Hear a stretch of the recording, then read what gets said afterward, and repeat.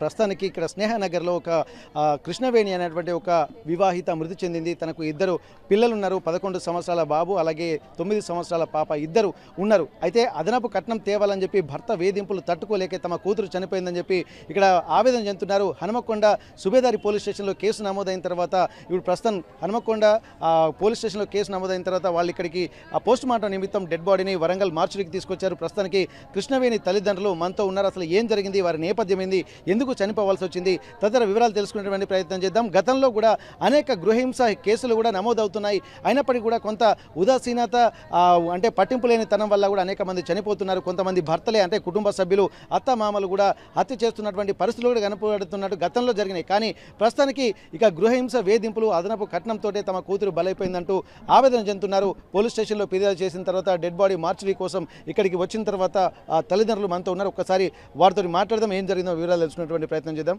Sir మీ పేరేంటి, అసలు ఏం జరిగింది, అసలు మీకు? నా పేరు చెరుకుపల్లి సామారెడ్డి, మాది ఎల్కుర్తి హవేలి.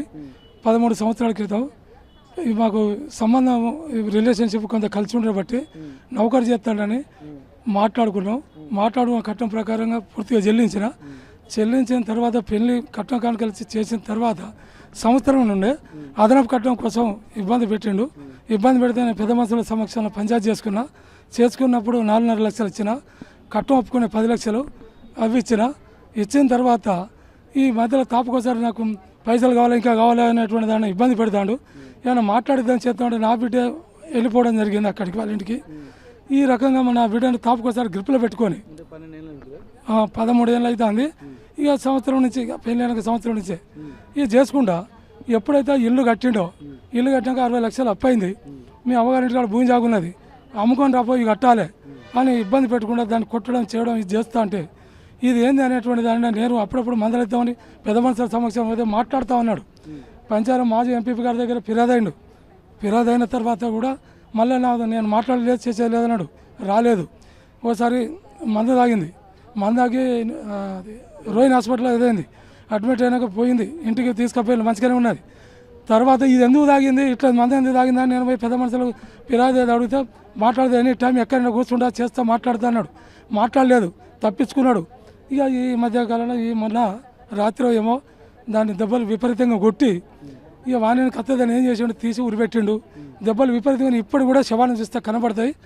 వానికి తగిన పనిష్మెంట్ కావాలి, ఇంకొకరికి గుణపాఠం కావాలి. అసలు మీ అల్లుడు ఏం చేస్తాడు? అది పోలీస్ డిపార్ట్మెంట్ వాని అయ్యాది వచ్చింది నౌకర్ వానికి. అది సీనియర్ అసిస్టెంట్, అది హెడ్ క్వార్టర్లో.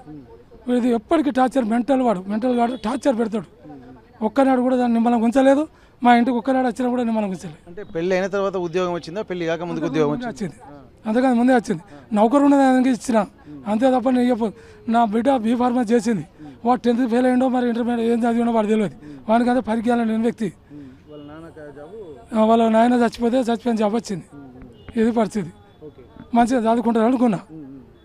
ఓకే, ఇప్పుడు మరి కట్నం కోసం అని చెప్పి పెద్ద మనుషుల గురించి అంటున్నారు కదా. గత కొద్ది సంవత్సరాల క్రితం కూడా 4.5 లక్షలు కూడా అదనపు కట్నం ఇచ్చినని చెప్పి అంటున్నారు కదా. మరి ఇప్పుడు ఇది అంతా పెద్ద మనుషుల సమక్షంలో పంచాయతీ జరుగుతున్నప్పుడు కూడా మరి పెద్ద మనుషులు ఎవరు మీకు సపోర్ట్ చేయలేదా? మరి ఆ అబ్బాయికి అదనపు కట్నం ఎందుకు తీసుకుంటారని చెప్పి ఎవరు అడగలేదా? అంటే మీ అమ్మాయి బతుకుతుంది కదా, కదా, పిల్లలు ఉన్నారు కదా, బతుకురా, ఇయ్యరాదా, నీ బిడ్డే కదా, నీకు ఉన్నది కదా, సరే ఎంతో కొంత ఇయ్యి అనేది దాంట్లో ఇప్పించిన పెద్ద మనుషులు కూడా ఇవ్వమన్నారు. నాకు కూడా, నేను కూడా ఇచ్చిన. అయితే బిడ్డ మంచిగా ఉండాలని ఇచ్చిన. మీకు ఎంతమంది పిల్లలు? నాకు ఒక కొడుకు, 2 బిడ్డలు. ఇప్పుడు కృష్ణవేణితో పాటు ఇంకో కొడుకు. మీ కొడుకు ఏం చేస్తాడు? హైదరాబాద్లో జాబ్ చేస్తాడు. ఏం జాబ్ చేస్తాడు? అది బ్యాంకుల్లో దాంట్లో చేస్తాడు. ఇప్పుడు మీకు అంటే ఇప్పుడు ఏంటంటే ఇక్కడ ఇంటి దగ్గర ఉన్నటువంటి భూమి అమ్ముకొని డబ్బులు తీయని చెప్పి అంటున్నారు కదా. మీకు ఉన్నటువంటి వ్యవసాయం ఎంత ఉండే? 10-12 ఎకరాలు ఉన్నది ఇప్పటికి ఉన్నది.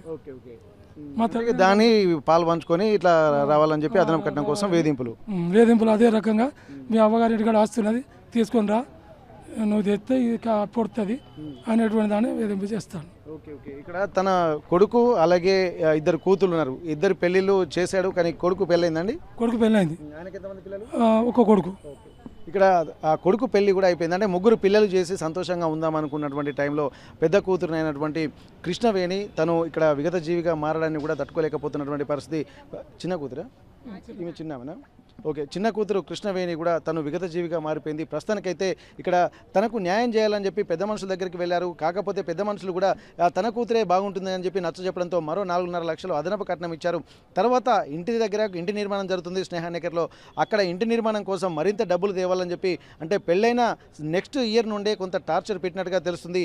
తను మాత్రం ఇక్కడ అనేక ఇబ్బందులు పెట్టడంతో ఇదివరకు కూడా ఒకసారి మందు అంటే విష ప్రయోగం అంటే తను విషం తాగి ఆసుపత్రిలో అపస్మారక స్థితిలో రోహిణి హాస్పిటల్లో చికిత్స పొందింది. ఆ తర్వాత మళ్ళీ అక్కడ నుండి మళ్ళీ పెద్ద మనుషుల సమక్షంలో వెళ్ళి తర్వాత మళ్ళీ తనే ఇంటికి వెళ్ళింది భర్త దగ్గరికి. కానీ ఆ తర్వాత జరుగుతున్నటువంటి పరిణామాలు ఎప్పుడు ఏదో ఒక టార్చర్ అనుభవిస్తూనే ఉంటుందని చెప్పి అంటున్నారు. ప్రస్తుతానికి కృష్ణవేణి తల్లి మనతో ఉంది. ఒక్కసారి తనతో మనం మాట్లాడదాం. అమ్మ, ఇప్పటివరకు అయితే దాదాపు పిల్లలు బాగుండాలని చెప్పి మీరు వారి కోసం అన్ని కష్టాలు పడుతూ ఉంటారు. ఇప్పుడు ఇంత దారుణంగా అంటే తన కూతురు చనిపోవడం వల్ల ఇక ప్రతి ఒక్కరికి ఒక బాధ అనేది కనిపిస్తూ ఉంటుంది. మరి మీకు ఎప్పుడన్నా చెప్పిందా మీ కూతురు? నేను పోకముందే ఒకసారి ఊరేసుకున్నది. చెప్పలే, ఎప్పుడు చెప్పలే. అంతకుముందు జూన్ నెలలో ఒకసారి ఊరేసుకున్నది. ఏంది బిడ్డ ఇక్కడేమో కాటు ఉన్నదంటే నేను ఊరేసుకున్నా అన్నది. మరి ఎవరైనా పెట్టినలా? ఎవరు పెట్టలే, నేనే వేసుకున్నా అన్నది. ముడి ఊసిపోయింది అన్నది, చీర కింద పడ్డది అన్నది. అవన్నీ అయినాయి. అయినాక మళ్ళీ ఇంకోసారి చచ్చిపోతానని అది చెప్పింది.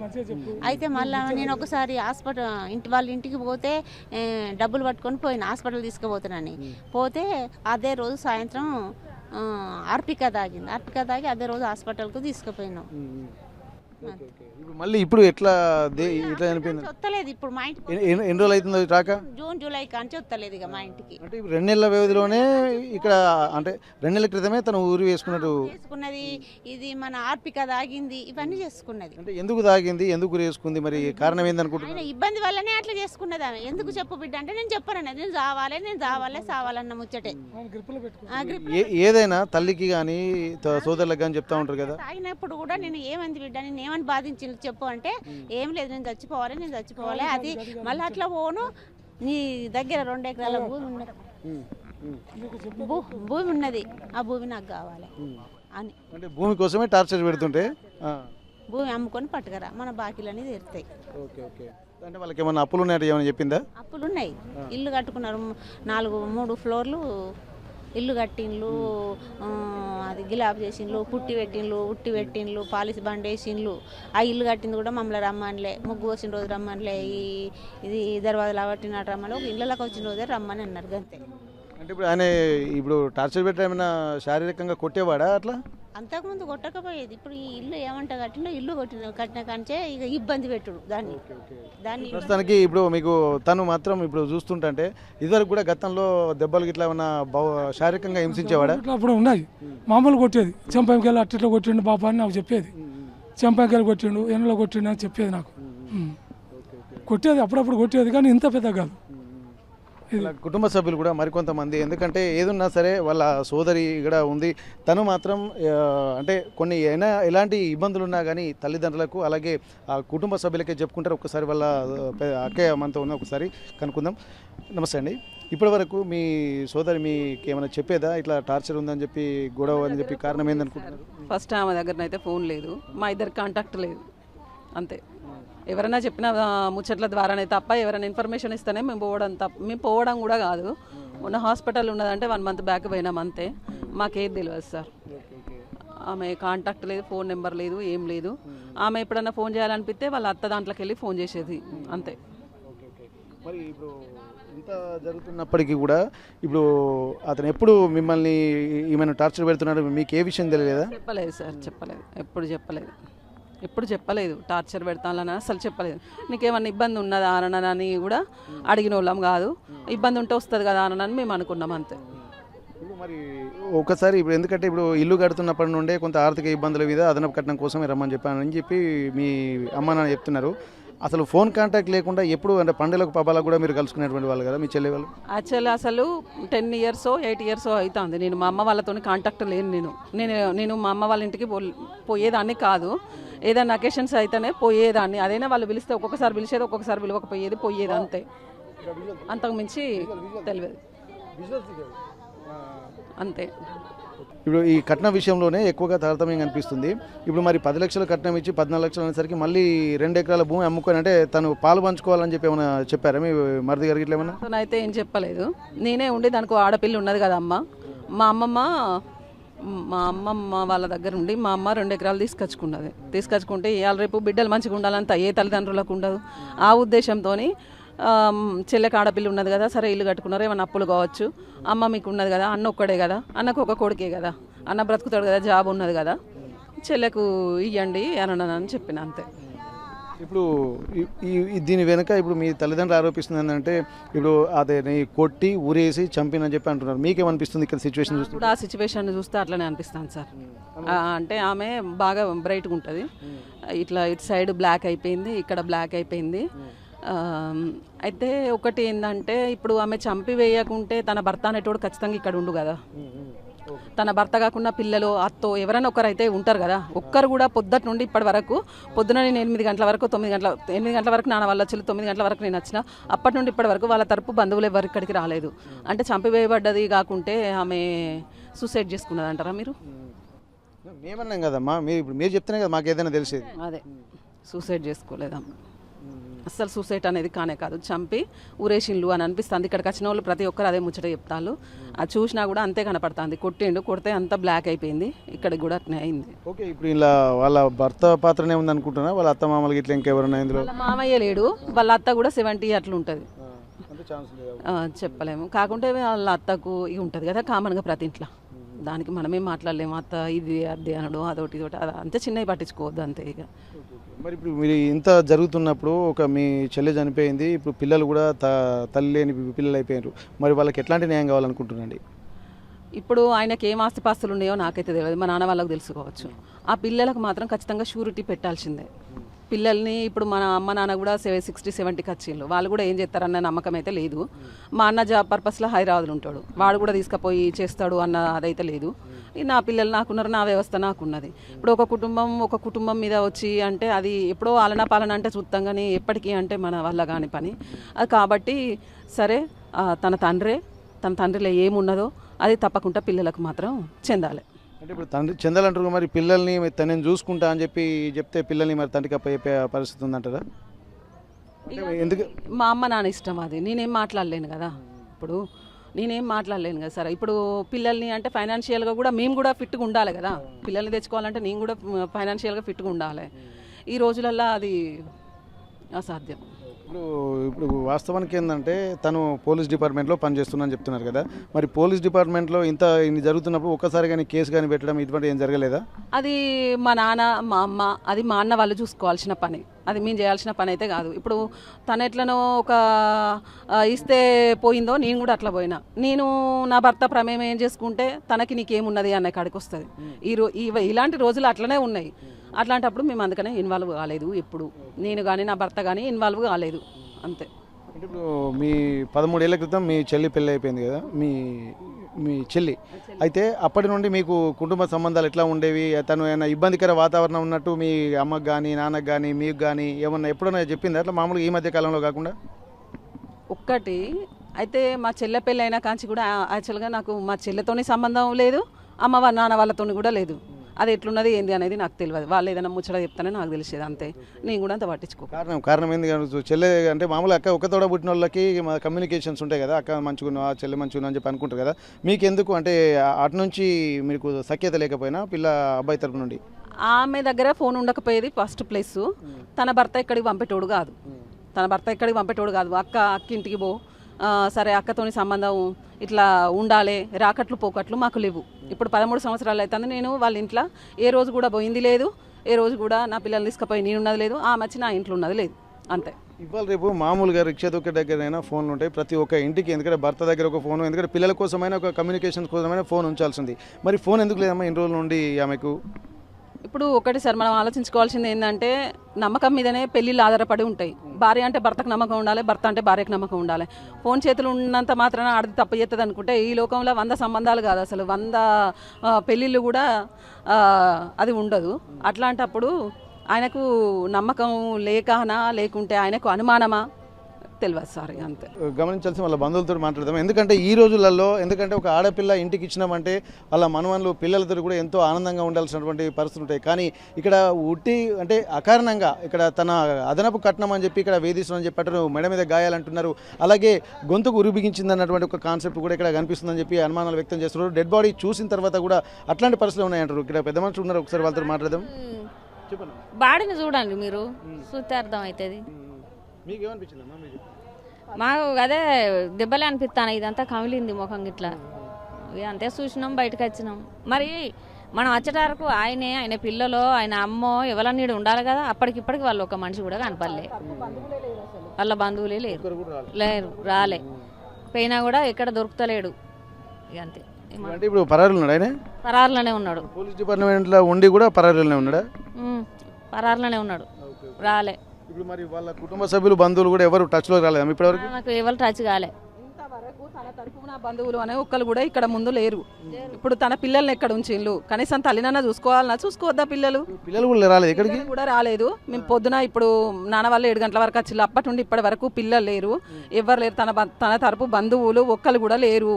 ఇప్పుడు ఇన్నేళ్ళు సాది పెళ్లి చేసి ఇంత చేసినప్పుడు ఒక అనాథ శవం లాగా మా చెల్లెను తీసుకొచ్చి అక్కడ పడేసిపోవడానికి కారణం ఏంది? ఆయన రాలేదట. ఎవరో ముసలాయన పొద్దున ఉండి చూసి చెప్పిళ్ళు మాకు. ఎవరో అతను చెప్పిండు కదా ఇక్కడ ఉండి ఆయన నిన్న సాయంత్రం ఉన్నట్టున్నది, వాళ్ళ బాడీ ఇట్లా రావచ్చు. నిన్న సాయంత్రం ఆయన ఉండి చెప్పిండు కదా, అమ్మ ఎవరో ఒక 2 తీసుకొచ్చిళ్ళు, లోపల తోలిపోయిళ్ళు అని చెప్పిళ్ళు. మరి ఎందుకు ఇంత రెస్పాన్సిబిలిటీ లేకుండా? అంటే ఇప్పుడు తను చనిపోయిన తర్వాత ఎంజిఎం తీసుకొచ్చారా, లేకపోతే గాయాలైపోయి ఇబ్బందిగా ఉన్నప్పుడు హాస్పిటల్ ట్రీట్మెంట్ కోసం తీసుకొచ్చారా ఇక్కడికి? వాళ్ళు అనేది ఏంటంటే ప్రాణం ఉన్నదని అంటారు. మనము ఊరి వేసినాక ఖచ్చితంగా ఒక ఫోటోనైనా తీస్తారు. పోలీసులు వచ్చేదాకా ఊరి ఇప్పరు, ఇది రూలు. నాకు తెలిసినంత వరకు నేను చెప్తానా, అదొక రూల్ ఉంటుంది. మరి అప్పుడు ఫోటో అన్న తీయలేదు, సరే ఉరి పెట్టుకొని చనిపోయిందే అనుకుందాం.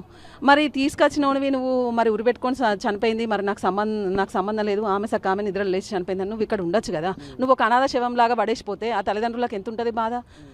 ఆ కుటుంబంలో పరిస్థితి ఎట్లుంటుంది, బాధ అనేది ఎట్లుంటుంది చెప్పండి. ఉరికి పెడితే ఇక్కడికి ఎందుకు తీసుకురావాల్సి వచ్చింది కదా.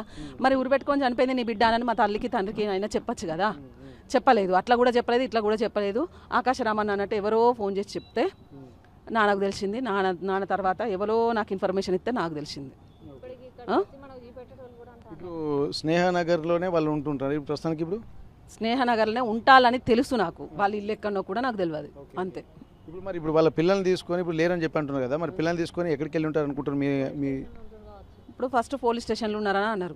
ఫస్ట్ పోలీస్ డిపార్ట్మెంట్ వాళ్ళు ఇప్పుడు ఇవాళ దహన సంస్కారాలు అయ్యేది ఉండే. ఫస్ట్ పోలీస్ డిపార్ట్మెంట్ వాళ్ళు ఏం చేసిండ్రు, దరఖాస్తు తీసుకోలేదట. మా అమ్మ మా నాన్న దరఖాస్తు ఇస్తే తీసుకోలేదట. మరణ వాగ్మూలం రాసింది అంటే మరణ వాగ్మూలం రాసినాక మరి నువ్వు కూడా ఉండొచ్చు కదా. ఇప్పుడు ఒక తల్లికి కడుపు కోతున్నది, నిన్న ఒక 2 దెబ్బలు కొడితే వచ్చేదేమున్నది? ఆ కోపం పోయేదాకా కొడతారు, తర్వాత కొడతారా? మరి నాకు సంబంధం లేదు, మరి నాకు తెలియకుండా ఇట్లా జరిగిపోయింది, నీ బిడ్డ పరిస్థితి ఇట్లున్నది, మరి నువ్వు తీసుకుపోవని అంటే ఎట్లుండును అది? ఇప్పుడు మరణ వాంగ్మూలము ఏమని రాసిందని దాంట్లో మీకున్నటువంటి సమాచారం ప్రకారం ఏం రాసిందని అన్నారు? ఆయనకు ఫేవర్గానే రాసుకున్నారు, వాళ్ళ భర్తకు ఫేవర్గానే ఉన్నది అది, అంతే. ఇక అది అంటే మీ చెల్లి రైటింగ్ అయినా చూసారా మీరు? చెల్లి రైటింగ్ కాదు, అది రాదు. లాస్ట్కు సైన్ పెట్టింది, కొంచెం డౌట్గా ఉన్నది. కానీ ఇప్పుడే కాదు, ఇంట్లోనైనా ఎక్కడైనా బుక్స్ దొరుకుతాయి ఖచ్చితంగా. అది మా చెల్లె ఫార్మసీ చేసిన వాళ్ళ రైటింగ్ అయితే అట్లా ఉండదు సార్, అదైతే దాని రైటింగ్ కాదు. లెటర్ ఎవరి దగ్గర ఉందా? పోలీసుల దగ్గర ఉందా? పోలీసుల దగ్గర. సెల్లులో కూడా ఉన్నట్టున్నది, సెల్లులో కూడా ఉన్నది, సెల్లులో పెట్టిండ్రు. ఒకసారి ఇక్కడ ఏంటంటే ఇక్కడ చనిపోయే ముందు తను ఒక పోలీసులు మాత్రం ఆరోపిస్తుంది ఏంటంటే తన మరణ వాంగ్మూలం కూడా దాంట్లో ఉందని చెప్పి అంటున్నారు. అసలు ఏం జరిగింది ఒకసారి మనం తెలుసుకునేటువంటి ప్రయత్నం చేద్దాము. ఇక్కడ వాళ్ళ తండ్రితోటి మనం మాట్లాడదాం. ఎందుకంటే తను ఇప్పుడు అనేక అనుమానాలు వ్యక్తం చేస్తున్నారు. తన సోదరి చనిపోవడం వల్ల కూడా అసలు చనిపోయలేదు, తను చనిపోయేంత పెరిగిది కాదన్నటువంటి కూడా వాళ్ళు చెప్తున్నారు. ఇప్పటి వరకు ఎన్నో ఆలోచనలు కూడా దీనిపై రేకెత్తుతున్నాయి. ప్రస్తుతానికి పోలీసులు కూడా కొంత కంప్లైంట్ తీసుకోకపోవడం లేదన్నటువంటి విషయాన్ని కూడా చెప్తున్నారు. మరి వాళ్ళు తీసుకున్నారా లేదా, ఏం జరిగింది ఒకసారి వాళ్ళ తండ్రితో మాట్లాడదాం. మీరు పోలీస్ స్టేషన్కి వెళ్తున్నప్పుడు కంప్లైంట్ తీసుకున్నారండి? మొదలు తీసుకోలేదు, 4 గంటలు వేసాడు. కంప్లైంట్ ఇట్లా కాదు, వాళ్ళకి ఎంత కొంత దిద్ది కొంత కొట్టేయాలన్నారు. లేదు నాకు ఉన్నటువంటి నేను చూసింది ఇస్తానంటే తీసుకోలేదు. తర్వాత మళ్ళీ దాన్ని సవరణ చేసి రాసిస్తే 4 గంటలకు తీసుకున్నారు.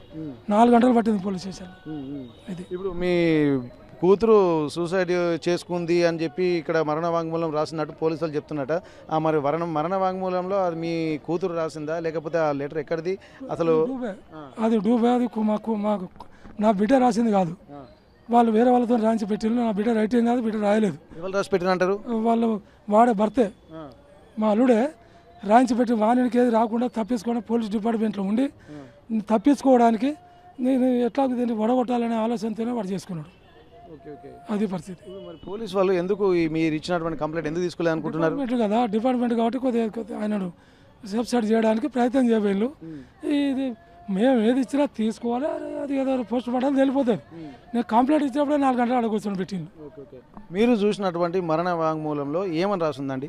నేను ఇంకా మరణ వాంగ్మూలం ఎక్కడైతే కాలేదు. ఇప్పుడు తను చనిపోయే ముందు రాసిన లెటర్ ఉందని చెప్పి అంటున్నారు కదా, దాంట్లో ఏముందన్నారు మీకు తెలిసినది? నేను అలా ఏం చూడలేదు, చూపెట్టిల్లంటే నేను ఏం చదవలేదు. మరి చూపెట్టినప్పుడు చదవచ్చు కదా, మీకు క్లారిటీ వచ్చేది కదా. సార్ సరిగా చూపెడతాడు, ఎస్ఐ గారు చూపెట్టలేదు, ఇట్లా చూపెట్టాడు తీసుకున్నాడు. నాకే నేనే చనిపోయినా అది ఇదని రాసిండు, మళ్ళీ వెనక మర్ర పెట్టిండు, సంతకం కాదు ఆ రైటింగ్ కాదు, మొత్తం ఇదంతా డూబు. వాడు ఇట్లా తప్పించుకోవడానికి చంపిండు. చంపినాక కేసు విధి రాకుండా ఏది మొత్తం వాడు ఎస్కేప్ కావడానికి తప్పించుకోవడానికి చేతులు తులుపుకోవడానికి ప్రయత్నం చేస్తాడు, చేయడానికి ప్రయత్నం చేస్తాడు. ప్రయత్నం చేసి డిపార్ట్మెంట్ను అండగా పెట్టుకొని వాడు చేసే ప్రయత్నం ఇది. వానికి తగిన పనిష్మెంట్ కావాలి. ఇటువంటిది ఇంకో కుటుంబానికి రావద్దు, ఇటువంటి అమ్మాయికి ఇట్లా జరగద్దు. ఇప్పుడు మీరు దీన్ని ఆరోపిస్తున్న దాని ప్రకారం చూస్తున్నట్టయితే మరణ వాంగ్మూలము మీ బిడ్డ రైటింగ్ కాదని చెప్పి అంటున్నారు. మరి మీ పిల్లలు ప్రస్తుతానికి వాళ్ళ దగ్గరనే ఉన్నారని చెప్పి చెప్తున్నారు. ఇప్పుడు మరి వాళ్ళు ఇంటి దగ్గర ఉన్నారా, పోలీస్ స్టేషన్లో ఉన్నారా, లేకపోతే ఎక్కడికైనా పారిపోయినారా? వాళ్ళు ఎక్కడ పోయింది తెలియదు సార్. వాళ్ళ ఇంటికి పోతే తాళం పెట్టి ఉన్నది, పోలీస్ స్టేషన్ కాదు లేరు. వాళ్ళు ఎక్కడికి పోయింది తెలియదు, ఏమైంది తెలియదు. వాళ్ళు ఇక ఇక్కడికి రాకుండా ఎక్కడికో పోయినలో ఇక్కడ అనాథ శవం లెక్క ఇక్కడ పడేసిపోయిన పొద్దున. ఇది పరిస్థితి, అనాథ శవం లెక్క ఇక్కడ పడివేసిపోయిన. మేము వచ్చారికి ఎవరు లేరు, శవాన్ని చూసినా బాధపడ్డా. ఇదంతా జరిగింది, వాడు కావాలని చంపిండు చేసిండు. వానికి తగిన పనిష్మెంట్ కావాలి. ఈ వరకట్న వేధింపులు, ఈ ఇంట్లో గృహహింస చేసేటువంటి వానికి వీంది ఒక గుణపడం కావాలి, సత్యనారాయణది ఒక గుణపడం కావాలి. ఓకే, ఇప్పటి వరకు ఒక్కరు కూడా మీ పిల్లలు రాలేదు, ఎందుకంటే తల్లి చనిపోయినాడు, పిల్లల్ని తీసుకొచ్చి రావాల్సి ఉంటుంది. కానీ పిల్లల్ని కూడా ఇక్కడికి తీసుకురాకపోవడం ఎట్లా చూస్తున్నారు మరి దీన్ని? మేము వాళ్ళు ఎట్టి పరిస్థితుల్లో చంపిళ్ళు, తీసుకురావద్దని తీసుకురాలేదు. వాళ్ళు ఏం చెప్తారో పిల్లలు కూడా చెప్తారు, మా తండ్రి చంపిండు, మా తండ్రి కొట్టిండు అనేది చెప్తారనే ఉద్దేశంతో ఇక్కడ తీసుకురాలి. వాళ్ళు చెప్పగలుగుతారు. ఇది పరిస్థితి. అంటే పిల్లలు వస్తే ఒక క్లారిటీ వచ్చే అవకాశం ఉంటుంది. కొంత వస్తుంది, కొంత రావచ్చు. భయపడి చెప్పకపోవచ్చు, కొంత చెప్తారు, ఎంతో కొంత చెప్తారు. కానీ వాళ్ళు పడుకున్నాక చంపిండా తెలియదు. అది కూడా ఆలోచన. అంటే ఇప్పుడు పిల్లలు ఏమైనా మ్యానిపులేట్ చేసే విధంగా ఇక్కడికి వస్తే మళ్ళీ మిమ్మల్ని చూసి విషయం చెప్తారని చెప్పి వాళ్ళ దగ్గర ఉంచుకోవచ్చు అనుకోవచ్చా? అదే జరిగింది. మమ్మల్ని చూసి కనుక అక్కడ జరిగింది చెప్పేటువంటి ప్రయత్నం ఉంటుంది అనే దానినే వాళ్ళు ఎస్కేప్ అయింది. ఇది ఇప్పుడు ఇప్పటి వరకు ఒక్కరు కూడా ఇక్కడికి రాలేదు కదా. ఇప్పుడు మరి వాళ్ళ బంధువులు మీ వియ్యంకుడు చనిపోయాడు అంటున్నారు. మరి మీ వియ్యంకుడు చనిపోయారు, ఇప్పుడు మీ వియ్యంకురాలు ఉంటుంది కదా, ఇప్పుడు ఆమె దీన్ని ఏమన్నా మాట్లాడగలిగిందా? ఎప్పుడు మాట్లాడలేదు ఆమె. ఎప్పుడు వాళ్ళ మీకెరక, మీ బిడ్డకెరక, మీ అల్లుడికి ఎరకలేదు. ఆమె కూడా ఇంట్లోనే ఉంటుంది. ఆమె కూడా ఎప్పటికీ వేధింపులే. ఇప్పుడు మీ బిడ్డ దగ్గర కనీసం ఫోన్ కూడా లేకుండా ఉన్న ఇన్ని రోజుల నుంచి ఉన్నదని చెప్పాడు. ఎందుకట్లా? ఆయన అది ఒక రకమైన ఒక సైకోగాడు. ఫోన్ కానీ అది కానీ ఎంతమంది స్కూల్కి పోయేది, టీచింగ్ చేసేది, ఇంట్లో నుంచి బయటకు పోనిస్తలేడు. ఫోన్ ఉండదు, టీవీ ఉండదు, ఇవన్నీ చేసి నేను కొనిద్దామంటే కూడా ఇవి వద్దంటాడు. బీఫార్మసీ చేసింది. ఏదో నౌకరు ఉన్నది కానీ నేను ఇచ్చే అమ్మాయే కాదు, వానికి అనవసరంగా ఏదో రిలేషన్షిప్ కొంత కలిసి ఉన్నదని ఇచ్చిన. ఇది పరిస్థితి. పోలీసులు దీని మీద ఫైనల్గా ఏం చెప్తున్నారు? ఇప్పుడు మీరు పోస్ట్ మార్టం దగ్గరికి వాళ్ళు అంటే వాళ్ళ భర్త కూడా తీసుకెళ్ళాలని చెప్పి అంటున్నారు ఇక్కడికి. మరి ఎవరు తీసుకొచ్చారు ఇక్కడికి? ఎవరు తీసుకొచ్చింది తెలియదు. వాళ్ళంటే అంబులెన్స్ వాళ్ళు ఎవరో తీసుకొని వచ్చారు. అంబులెన్స్ ఫోన్ చేస్తే అంబులెన్స్ ఎవరు లేకుండా వాళ్ళు ఎట్లా తీసుకొస్తారు? వాళ్ళంటే వాళ్ళు డిపార్ట్మెంట్ పంపినట్టున్నది. పోలీస్ డిపార్ట్మెంట్ వాళ్ళు పంపినట్టున్నది అంతే. మరి దీని మీద ఇప్పుడు పోలీస్ డిపార్ట్మెంట్ కూడా ఇప్పుడు ఎవరి ప్రమేయం లేకుండా, ఎందుకంటే డెడ్ బాడీ తోటి కుటుంబ సభ్యులు ఇప్పుడు మీకు సమాచారం ఏంటంటే మీరనే తీసుకురావాలి. ఇప్పుడు వాళ్ళ బంధువులన్నా తీసుకొచ్చి ఇక్కడ రెస్పాన్సిబిలిటీగా ఉండాలి. ఇప్పుడు వాళ్ళ తరపు నుంచి బంధువులు లేరు, మీ తరపు నుంచి బంధువులు లేరు. ఒక వేరే వెహికల్లో తీసుకొచ్చి ఇక్కడ అంటే చనిపోయినాక తీసుకొచ్చారా, లేకపోతే బతుకున్నప్పుడు ట్రీట్మెంట్ కోసం తీసుకొచ్చారా? రాత్రి చచ్చిపోయినాక ప్లానింగ్ వేసుకొని ఏది ఎట్లా చేయాలి ఏం కదా అనేది డిపార్ట్మెంట్ లెవెల్లో చూసుకొని తీసుకొచ్చి పడేసిపోయిన అంబులెన్స్ పిలిచాడు. అంబులెన్స్లోనే వచ్చిందట. అంబులెన్స్లో అంటే ఇప్పుడు ట్రీట్మెంట్ కోసం హాస్పిటల్లో జాయిన్ అయిందా ఫస్ట్, లేకపోతే డైరెక్ట్ మార్చులకే డైరెక్ట్ ఇలాగే ట్రీట్మెంట్ లేదు. ఆల్రెడీ ఎప్పుడో చనిపోయింది రాత్రి. చనిపోయిన తర్వాతనే వాళ్ళంతా ప్లానింగ్ చేసుకొని చేసిండ్రు తీసుకొచ్చి ఇలా పడేసిపోయిండ్రు. సత్యనారాయణ రెడ్డి కృష్ణవేణి. ఓకే, ఇక్కడ ఈ మృతి పట్ల చాలా అనేక అనుమానాలు వ్యక్తమవుతున్నాయి. ఇక్కడ పోలీస్ స్టేషన్కు వెళ్ళిన తర్వాత పోలీసులు కూడా సకాలంలో స్పందించాల్సినటువంటి అవసరం ఉండేది. కానీ ఇక్కడ ఫస్ట్ ఇచ్చినటువంటి కంప్లైంట్ కూడా, అంటే తన కూతురు చనిపోయిందని చెప్పి ఆవేదనతో వెళ్తున్నప్పుడు ఆ కంప్లైంట్ కాపీ కూడా వీళ్ళు తీసుకోలేకపోయారని చెప్పి అంటున్నారు. దాని మీద సవరణలు చేయమని చెప్పి అంటున్నారు. మరి సవరణ ఏందనేది కూడా వాళ్లకు తనకి తెలియాల్సినటువంటి అవసరం ఉంటుంది. ఇక్కడ ఆ తర్వాత మాత్రం ఒక సూసైడ్ లెటర్ కూడా దొరికిందని చెప్పి అంటున్నారు. కానీ అందులో ఉన్నది కూడా తమ కూతురు లెటర్, తమ రైటింగ్ కాదని చెప్పి అంటున్నారు. తను బీ ఫార్మసీ చదువుకున్నది కాబట్టి ఆ చదువుకున్నటువంటి ఆమె రైటింగ్కి, ఎందుకంటే ఆమె నోట్స్ కొన్ని ఉన్నాయి, అవి చూస్తే ఆ రైటింగ్ ఈ రైటింగ్ కొంత తేడా తెలుస్తుందని చెప్పి అంటున్నారు. ఇప్పటికీ కూడా డెడ్ బాడీ చనిపోయిన తర్వాత ఇటు తల్లిదండ్రుల సమక్షంలో కానీ, అలాగే అంటే తను ఒక మృతురాలి డెడ్ బాడీని తీసుకొచ్చే టైంకి ఇక్కడ ఎంజిఎంకి రావాలన్నా కానీ, లేకుంటే ట్రీట్మెంట్ కానీ, లేకుంటే మార్చురీకి రావాలన్నా కానీ బంధువుల తరపు నుంచి ఏ ఒక్కరైనా ఉండాలి. కానీ ఇటు తల్లిదండ్రుల తరపు నుంచి ఎవరు లేరు, అలాగే ఇటు అత్తమామ తరపు నుంచి కూడా ఎవరు లేరు. మరి ఎవరిని తీయకుండా ఎవరు తీసుకొచ్చి ఇక్కడ డెడ్ బాడీ ఇక్కడ వేశారనేది కూడా చాలా ప్రశ్నార్థకంగా మారుతుంది. ఈ నేపథ్యంలోనే ఇక్కడ అనేక అనుమానాలు వ్యక్తం చేస్తున్నారు. తన అల్లుడే ఖచ్చితంగా చంపాడని చెప్పి ఇక్కడ ఆరోపిస్తున్నారు. తను మాత్రం ఇక్కడ పోలీస్ డిపార్ట్మెంట్లో ఇక్కడ హెడ్ క్వార్టర్లోనే తను ఒక రైటర్గా ఒక సీనియర్ అసిస్టెంట్గా కూడా పనిచేస్తున్నాడని చెప్పి అంటున్నారు. ఇవన్నీ దృష్టిలో పెట్టుకుంటే మాత్రం ఇక్కడ డిపార్ట్మెంట్ కాబట్టి వాళ్ళను సంరక్షించేటువంటి పని చేస్తున్నారని చెప్పి ఇక్కడ తను ఆరోపిస్తున్నటువంటి పరిస్థితి.